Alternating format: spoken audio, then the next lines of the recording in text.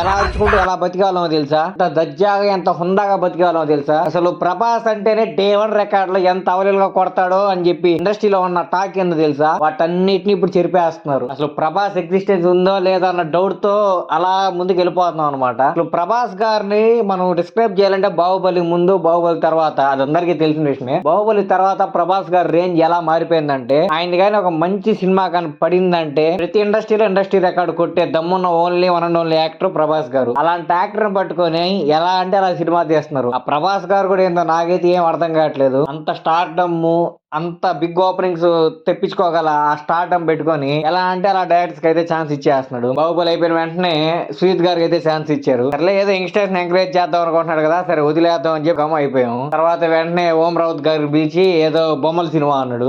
సరే రా, బొమ్మల సినిమానే కదా, రామాయణం గురించి కదా, రామాయణం అంటే చాలా మంచిగా తీయొచ్చు, మంచిగా తీస్తారేమో, బొమ్మలు అంటున్నారు కూడా కాబట్టి మంచిగా యూఎఫ్ఎక్స్ పెట్టి అది ఇది ఉంటదేమో అనుకున్నాను. అది చెడగొట్టేశారు. సరేలే బాబు అది పోతే పోయింది రే స్వామి అనుకుంటే కల్కి సలార్ వచ్చి కొంచెం ఊపిరి పోసాయి. అమ్మా మన ప్రభాస్ ఉన్నాడ్రా, ఇంకా ఆయన ఇంకా దమ్ముంది, కొడితే 1000 కోట్లు వచ్చేస్తున్నాయి రా అన్న కొంచెం హోప్ అయితే అలా జాలీగా కొంచెం ఓకే అన్న మూమెంట్లు అయితే ఉన్నాము. మళ్ళీ వెంటనే రాజాసాబ్ వచ్చింది. దీని అమ్మ జీవితం మన ప్రభాస్ గారిని దీనికంటే దారుణంగా దేంట్లో చూడడం ఎవరో స్వామి అన్న ఫీలింగ్ అయితే కలిగించింది. ఆ డూపుల్ బెడ్ షాట్లు తీయడం ఏందో, ఆ మొహన్లు షేప్ అవుట్ అయిపోవడం ఏందో చాలా వర్స్ట్ అంటే వర్స్ట్ అనిపించింది. మిగిలిన హీరోస్ అంటే ఒక లెవెల్ లో పెట్టుకుంటున్నారు లైనప్. ఇప్పుడు అల్లు అర్జున్ గారిని తీసుకోండి, పుష్ప 2 తర్వాత అల్లు అర్జున్ గారి లైనప్ ఎలా ఉంది తెలుసా. అల్లు గారు అంటున్నారు, లోకేష్ కనకరాజ్ అంటున్నారు, సందీప్ రెడ్డి వంగ అంటున్నారు, తర్వాత త్రివిక్రమ్ గారు అంటున్నారు. ఆ లైనప్ ను ఒక రేంజ్ లో మెయింటైన్ చేస్తున్నాడు. కానీ మన ప్రభాస్ అని ఏందో కొత్త వాళ్ళకి ఛాన్స్ ఇద్దాం, మనకి స్టార్డమ్ ఉంది కదా అని చెప్పి కొత్త వాళ్ళని మన ఇండస్ట్రీ వాళ్ళని పక్కన పెట్టేయకూడదు, అందరికీ ఛాన్స్ ఇవ్వాలని చెప్పి ఏదో చిన్న ఆస్తి ఏదో పోతా ఉన్నాడు. ఆయన కెరియర్ ని ఆయన అయితే నాశనం చేసుకుంటున్నాడు. ఒకప్పుడు ప్రభాస్ గారు లుక్స్ చూస్తే ఎలా ఉండేది తెలుసా, ఒక రేంజ్ లో ఉండేటి. మీరు బాహుబలి సినిమాలో ప్రభాస్ గారు లుక్స్ తీసుకోండి, ఇప్పుడు రాజాసాబ్ లో వచ్చిన ప్రభాస్ గారు లుక్స్ తీసుకోండి, ఎలా ఉన్నాయో కంపేర్ చేసి మీరే చూడండి. బాహుబలిలో చూసిన ప్రభాస్ ఆ మొహంలో తేజస్సు, ఆ మొహంలో ఆ కళ, ఆ వాయిస్ లో ఆ బేసు, ఆ రాజస్వం, ఆ హుందాతనం, అవన్నీ నేను ఇప్పుడు ప్రభాస్ గారిలో 200% మిస్ అవుతున్నాను. రాజాసాబ్ సినిమా చూశాక నాకు అర్థమైంది. రాజాసాబ్ లో ప్రభాస్ గారు అలా మాట్లాడుతుంటే ఆ వాయిస్ నేనే వినలేకపోయాను. ఆ కీచుకొని తీసుకొని మాట్లాడుతున్న ఫీలింగ్ అయితే నాకు వచ్చింది అనమాట. అదే బాహుబలిలో ప్రభాస్ గారు బాహుబలి అని నేను అని చెప్పి ప్రమాణం చేస్తుంటే అలాగే గూస్ బంప్స్ వచ్చాయనమాట. అలాగే నెక్కబడుచుకున్న ఇంటర్వ్యూలు. కానీ ఇప్పుడు ప్రభాస్ గారు మాట్లాడుతుంటే స్వామి ఆపే స్వామి వద్దు స్వామి అని చెప్పాలనిపిస్తుంది. అంతలా ప్రభాస్ గారు అయితే పడిపోయారనమాట. ఆ వాయిస్ ఏందో, ఆ మాడ్యులేషన్ అయినా వీళ్ళు ఏమైనా యూజ్ చేసి వాటి వీటికి హెల్ప్ తీసుకొని ఏమన్నా మార్చొచ్చు కదా అంటే వీళ్ళంతా ఏం మార్చేలాగైతే ఏం కనపట్లేదు. ప్రభాస్ గారు స్టాండర్డ్స్ ని తగ్గిద్దామని ప్రతి డైరెక్టర్ అయితే ట్రై చేస్తున్నారు. కానీ ఆయనకున్న స్టార్డమ్ ని, ఆయనకున్న క్రేజ్ ని కరెక్ట్ గా యూజ్ చేసుకొని సరైన సినిమా పడితే రికార్డులు ఎలా కొడతాడని చెప్పి కల్కితో బాహుబలి తర్వాత ఈజీగా చూపించాడు. కల్కి అసలు ఈ సినిమా ఏమన్నా జస్ట్ ఆ విఎఫ్ఎక్స్, ఆ క్లైమాక్స్ లో వచ్చే సీన్, ఆ బీజిఎం తో 1000 కోట్లు అయితే లాగేసింది. అది ఓన్లీ ప్యూర్ ప్రభాస్ గారి స్టామినా. ఆ ప్రభాస్ గారి స్టామినా యూజ్ చేసుకుని చేతగాక ఎలా అంటే అలా తీసేస్తున్నారు. ఒకప్పుడు ప్రభాస్ గారే మేలేమో బాహుబలికి ముందు మిర్చి, డార్లింగ్ అలాంటి క్యూట్ సినిమాలు తీసుకుంటా అసలు ఫ్యాన్స్ ని ఎంతలా హ్యాపీ పరిచేవాడంటే, ఆ క్యూట్ మూవీస్ తో ఫ్యాన్స్ అలా క్యూట్ గా ప్రభాస్ గారిని చూస్తా అయ్యో ప్రభాస్ ఎంత బాగున్నాడే అన్న ఫీలింగ్ తో అలా జాలీగా ఎంజాయ్ చేసేవాళ్ళు. కానీ ఇప్పుడు ప్రభాస్ ఒక యాక్షన్ హీరో అయిపోయాడు. ఆయన లవ్ మూవీస్ చూస్తే చూడలేకపోతున్నాం, ఆయన కామెడీ చేస్తే తీసుకోలేకపోతున్నాం. జస్ట్ కొట్టాడంటే మాత్రం అబ్బా అని చెప్పి ఏదో ఎంజాయ్ చేస్తున్నాం. ఆ కొట్టడం కూడా మామూలుగా కొట్టకూడదు, కొడితే 1 కిలోమీటర్ దూరం వెళ్ళి పడిపోవాలి. బాలయ్య కంటే ఎక్కువగా ఎక్స్పెక్ట్ చేస్తున్నాం ప్రభాస్ గారి దగ్గర నుంచి. ఎన్ని ప్రభాస్ గారి స్థాయిని మనల్ని మనమే తక్కువ చేస్తున్నట్టు అనిపిస్తుంది నాకైతే. ఒకప్పుడు ఓల్ ఇండియా రిప్రజెంట్ చేసేది షారుఖ్ ఖాన్ గారు అయితే ఇప్పుడు ఓల్ ఇండియా రిప్రజెంట్ చేసేది మన ప్రభాస్ గారే. ప్రపంచంలో ఎక్కడికి వెళ్ళినా సరే ఇండియా కంటూ మన ఇండస్ట్రీ కంటూ గుర్తింపు వచ్చిందంటే అది బాహుబలి వల్ల, ప్రభాస్ గారి వల్లే. ప్రభాస్ గారు కాకుండా బాహుబలికి ఇంకెవరిని తీసుకోమన్నా సరే, సూర్య గారిని కాకుండా, ఇంకా రామ్ చరణ్ గారిని కాకుండా, కలోన్ గారిని కాకుండా ఇంకెవరినైనా సరే ఆ రోల్ లో కానీ క్యాష్ చేస్తుంటే ఖచ్చితంగా ఇప్పుడు ఎంతైతే రికార్డులు క్రియేట్ చేసిందో అంతైతే క్రియేట్ చేసి ఉండదు. ఎందుకంటే మన రాజమౌళి గారే చెప్పారు, అసలు నేను బాహుబలి కథ రాసుకుందే ప్రభాస్ గారి కోసం అని చెప్పి.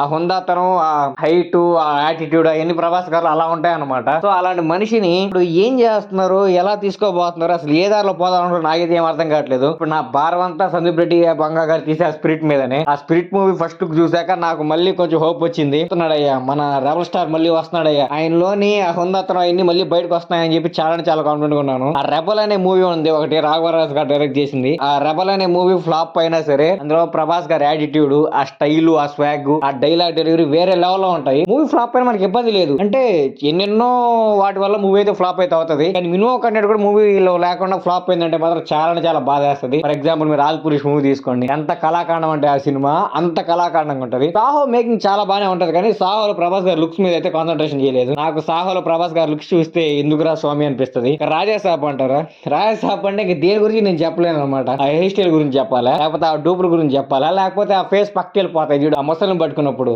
దాని గురించి చెప్పాలి. దేని గురించి ఏం చెప్పాలి. రాజాసాబ్ లో అంతా బొక్కే. రాజాసాబ్ లో నచ్చింది ఏమైనా ఉందా అంటే ఆ హాస్పిటల్ సీన్ మాత్రం ప్రభాస్ గారు యాక్టింగ్ చాలా అంటే చాలా బాగా చేస్తాడు. అంతకు మించి ఇంకేముండదు. ప్రభాస్ గారిని ఈ లైనప్ గాని మార్చకపోతే చాలా అంటే చాలా ఇబ్బంది పడతారు. ప్రభాస్ గారు స్పిరిట్ చేసిన వెంటనే సలార్ 2 స్టార్ట్ చేయాలి. సలార్ 2 స్టార్ట్ చేసిన వెంటనే కల్కి 2 స్టార్ట్ చేయాలి. కల్కి 2 అయిపోయిన వెంటనే ఫౌజీ చేసేయాలి. ఈ 3 మంచి హిట్లు కానీ కొట్టాయా ఇక చూసుకోండి. మళ్ళీ పుష్ప 2 అని చెప్పి ఇంకా ఎగడుతున్నారు కదా, అవన్నీ ఈజీగా ప్రభాస్ గారు అయితే చెడిపేస్తారు, అందులో డౌటే లేదు. ఎందుకంటే ఇప్పుడు కల్కి వాడికి ఆ సీక్వెల్స్ అంత హైప్ రాకపోవచ్చు కానీ స్పిరిట్ అనే ఒక మూవీ ఉంది, దానికి డైరెక్టర్ సందీప్ రెడ్డి వంగ గారు. సందీప్ రెడ్డి వంగ గారు మూవీస్ ఎలా తీస్తారు మన అందరికీ తెలుసు. ప్రభాస్ గారు ఆయనకున్న యాటిట్యూడ్ మ్యాచ్ చేస్తూ సందీప్ రెడ్డి వంగ గారు కానీ ట్యాచ్ చేశారా ఇక చూసుకోండి. మళ్ళా పొరపాటున కూడా ఫ్లాప్ టాక్ పడకూడదని కోరుకోండి. హిట్ టాక్ గాని పడిందే ఏం చెప్పలేము. నార్త్ వాళ్ళు పుష్ప 2కి ఎలా ఊగిపోయారు చూసారు కదా. డే 1 ఐ మీన్ సండే ఒక రోజు 84 crores ఎంత వచ్చింది కదా నెట్, దాన్ని బీట్ చేస్తుంది అనమాట ఈజీగా, అందులో డౌటే లేదు. ఎందుకంటే ఒక ఏ రేటెడ్ మూవీని బాలీవుడ్ క్రిటిక్స్ అంతా మూవీ బాలేదని చెప్పినా సరే 1000 కోట్లు వేసుకోగల స్టామినా ఉన్నా సరే 1000 కోట్లు సందీప్ రెడ్డి వంగ గారు వేసుకోలేదు. ఎనిమల్ కి 900+ crores అనే వేశారు కానీ 1000 కోట్లు పోస్ట్ అయితే వేయలేదు. ఆయన కూడా 1000 కోట్లు వేసేయచ్చు, ఎవడే వనగడు. బాహుబలి అలాంటి మూవీస్ కి ఎంత ఒరిజినల్ కలెక్షన్స్ వేశారో మన సందీప్ రెడ్డి వంగ గారు కూడా తన మూవీకి అంతే ఒరిజినల్ కలెక్షన్స్ వేస్తున్నారు. బాలీవుడ్ మాఫియా లాగా ఎలా అంటే అలా కార్పొరేట్ బుకింగ్స్ అయ్యి చేసి కలెక్షన్స్ అయితే వేయట్లేదు, న్యాయంగా అయితే వేస్తున్నారు. సో అలాంటి మంచి మనిషి, అలాంటి యాటిట్యూడ్ ఉన్న మనిషి, అలాంటి టాలెంట్ ఉన్న మనిషితో ప్రభాస్ గారు నడుస్తున్నారు. అదొక్కటే హోప్ అనమాట నాకు. స్పిరిట్ మూవీ కానీ గట్టిగా హిట్ టాక్ పడిందే ఇంకా అన్ని రకాలు ఎగిరిపోతాయి. దంగల్ 2000 కోట్లు ఉంది కదా, అది కూడా ఈజీగా ఎగిరిపోద్దేమో. ఎందుకంటే సందీప్ రెడ్డి వంగ గారి మీద అంత నమ్మకం నాకు. ఎందుకంటే ఒక డెబ్యూటెంట్ డైరెక్టర్ అర్జున్ రెడ్డి అన్న సినిమా తీస్తే తెలుగు ఇండస్ట్రీ రూపం మారిపోయింది అనమాట. అప్పటి వరకు ఒక రకంగా మూవీస్ తీస్తే మన తెలుగు ఇండస్ట్రీ, అర్జున్ రెడ్డి తర్వాత ఇంకో రకంగా తీయడం అయితే స్టార్ట్ చేశారు. సో కొత్త పాయింట్ ఆఫ్ వ్యూ అయితే ఓపెన్ చేసిన one and only director Sandeep Reddy Vanga గారు. ఇప్పటి వరకు ఆయన తీసింది 3 సినిమాలు. ఆ 3 సినిమాల తర్వాత 4వ సినిమా కోసం ఎంతలా వెయిట్ చేస్తున్నారంటే ఆయనకు ప్రజల్లో ఎంతలా ఇంపాక్ట్ క్రియేట్ చేస్తున్నారో మీరు ఇమాజిన్ చేసుకోండి. అలాంటి మంచి మన ప్రభాస్ గారు అయితే జర్నీ చేస్తున్నారు.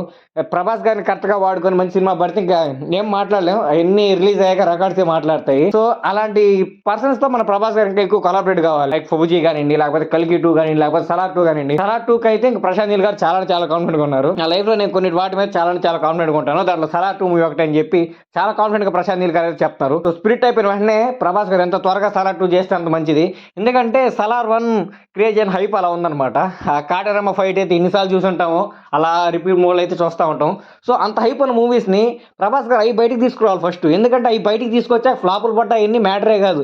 ఎందుకంటే అంత హైప్ ఉన్న మూవీస్ 1000 కోట్లు కొడతా 1000 కోట్ల మధ్యలో ఫ్లాప్ పడితే అది పట్టించుకోరు. ఎందుకంటే 1000 కోట్ల మూవీ వచ్చాక ఇంకో మూవీ కానీ కంటెంట్ బాగాలేకపోయినా సరే ఈజీగా 600 crores కేక్ వాక్ అయితే వచ్చేస్తుంది అనమాట.